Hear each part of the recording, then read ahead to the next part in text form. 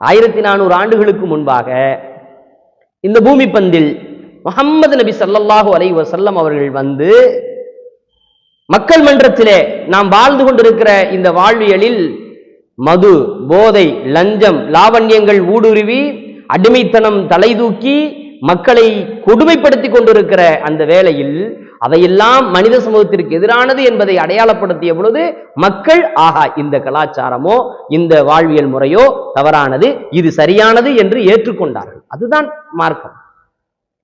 இன்றும் மக்கள் அப்படி தேடுகிறார்கள் என்றால் அதை எத்துணை பெரிய சக்தியாலும் தடுக்க முடியாது, எத்துணை பெரிய அதிகாரத்தாலும் அதை மக்களுடைய உள்ளங்களில் இருக்கிற அந்த ரணத்தை, கவலையை, ஆகா நமக்கு இங்கு இழப்பு இருக்கிறது, வலி இருக்கிறது, நாம் சுயமரியாதை இழந்து கொண்டிருக்கிறோம். சமீபத்தில் கூட பாருங்க, திருமாவளவன் ஐயா அவர்கள், விடுதலை சிறுத்தையினுடைய கட்சி தலைவர் திருமாவளவன் ஐயா அவர்கள் என்னை அந்த கோயிலுக்குள் அழைத்து செல்ல முடியுமா என்றெல்லாம் கேள்வி எழுப்பியிருக்கிறார்கள். ஆக இது போன்ற அடிமைத்தனம் எங்கு தலை தூக்குகிறதோ, கலாச்சார ஒழுக்க மின்மை எங்கு நடைபெறுகிறதோ அங்குதான் மக்கள் மாற்று சிந்தனையை நோக்கி நகருவார்கள் என்கின்ற செய்தியை